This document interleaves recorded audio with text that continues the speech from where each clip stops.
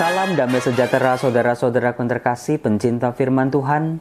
Berjumpa kembali dengan Bible Learning with Father Joseph. Saudara-saudaraku yang terkasih, apa kabar Anda semua? Saya selalu berdoa, dalam nama Yesus, pemulihan demi pemulihan terjadi setiap hari. Dalam nama Bapa dan Putera dan Roh Kudus. Amin. Saudaraku, di awal video ini izinkan saya untuk bertanya satu pertanyaan kepada Anda. Situasi kehidupan yang bagaimana dalam hidup kita yang paling gak enak? Coba silakan Anda pikirkan 5 detik. Saya kasih waktu 5, 4, 3, 2, 1. Silakan tulis di kolom komen versi Anda. Menurut Anda, hal apa dalam hidup yang paling enggak enak? Nah, menurut saya, dalam pengamatan, dalam pandangan saya, kemudian juga dalam Injil yang mau kita bahas, satu hal yang paling gak enak adalah kalau kita punya hutang. Orang zaman dulu punya istilah, dia kelit hutang udah sampai mencekik leher katanya. Artinya udah membuat orang gak bisa napas, menggap-menggap. Tidur gak nyenyak, makan gak enak, kemana-mana merasa bersalah. Nah, hutang itu bisa aneka macam jenis. Bisa hutang budi. Ingat gak saudara-saudara, kalau kita tuh merasa punya hutang budi sama orang, kita menerima kebaikan dari orang, terus kita bingung gimana nih balesnya. Hutang budi kita terlalu besar. Kita merasa kita bersalah kalau kita nggak bisa membalas kebaikan orang itu. Misalnya seperti itu. Lalu yang kedua, utang janji. Entah janji sama anak, janji sama istri, janji sama orang tua, janji sama temen. Katanya mau traktir, katanya mau jalan-jalan, katanya. Selama kita belum memenuhi janji itu, kita kayak punya perasaan dikejar-kejar. Karena apa? Karena kita punya utang janji. Nah, yang ketiga ini, yang makin lama makin ribet.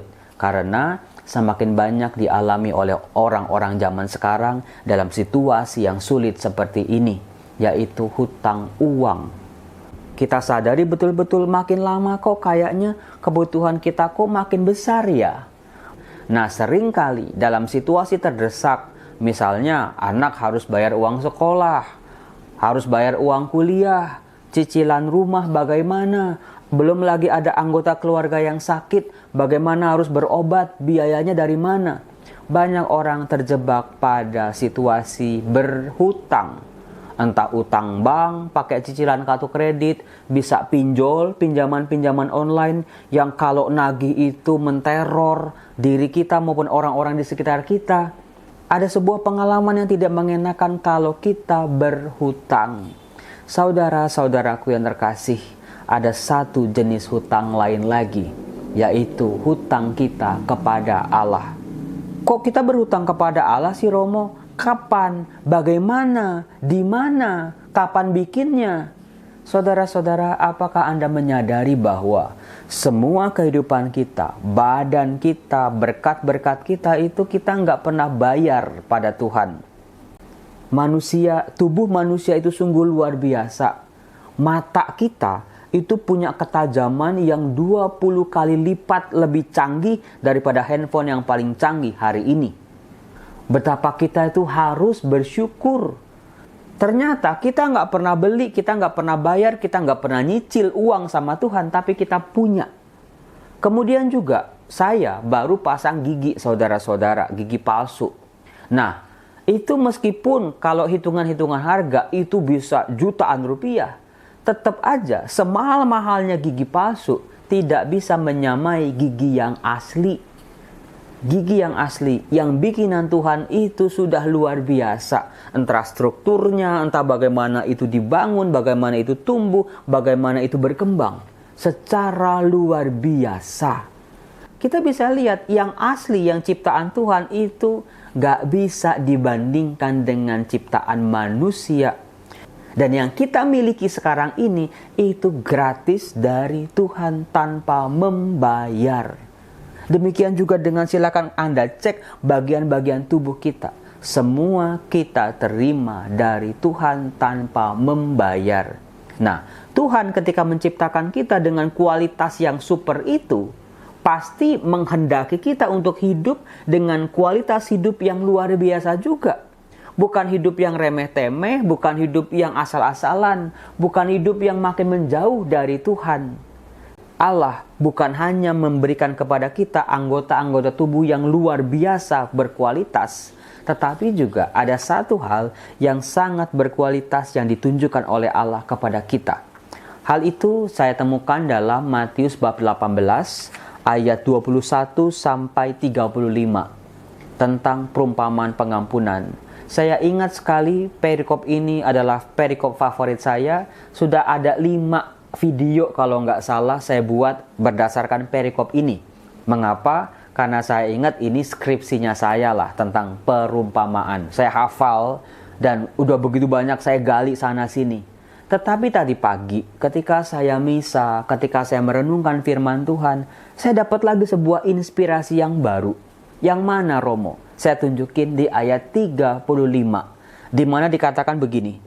Demikianlah Bapakku yang di surga akan berbuat terhadap kamu, apabila kamu masing-masing tidak mengampuni saudaramu dengan segenap hatimu. Silakan Anda ulang-ulang kata-kata ini, Anda baca sendiri. Demikianlah Bapakku yang di surga akan berbuat terhadap kamu, apabila kamu masing-masing tidak mengampuni saudaramu dengan segenap hatimu. Anda ingat dalam video-video saya sebelumnya, saya berbicara soal, Petrus datang kepada Yesus. Guru, sampai berapa kali aku harus mengampuni saudaraku yang bersalah kepadaku? Sampai 7 kali kah? Waktu itu saya bilang, lihat Petrus terjebak pada kuantitas, pada jumlah. Berapa kali? Lalu saya juga pernah bilang di akhir pengajarannya tentang perumpamaan pengampunan, Yesus menekankan pengampunan yang berkualitas. Apabila kamu tidak mengampuni saudaramu dengan segenap hati. Segenap hati itu soal kualitas, bukan hanya kuantitas. Nah, saudara-saudaraku yang terkasih, dalam permenungan yang saya terima hari ini dari inspirasi Roh Kudus, saya melihat begini. Banyak sekali manusia zaman sekarang jatuh pada kuantitas. Berapa like-nya? Berapa hatinya, berapa subscribernya, berapa followernya, berapa pengikutnya, berapa hartanya, berapa mobilnya, berapa besar jumlah tabungannya, dan lain-lain sebagainya. Manusia berpikir semakin banyak jumlah-jumlah itu, semakin bahagialah manusia. Hati-hati, tidak selamanya demikian saudaraku. Buat apa kita punya banyak teman tapi brengsek semua?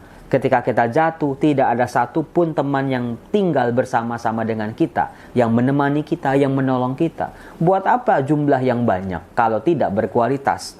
Kita punya nih, beli banyak 10 kilo misalnya mangga. Buat apa kalau semuanya busuk?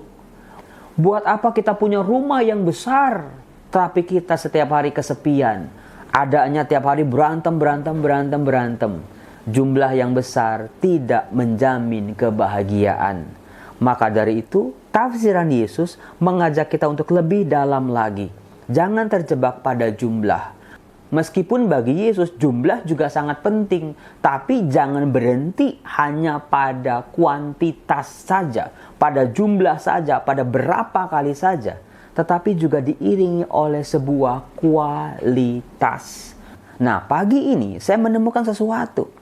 Ternyata Allah ketika mengampuni kita, pengampunan yang diberikan oleh Allah adalah pengampunan yang berkualitas.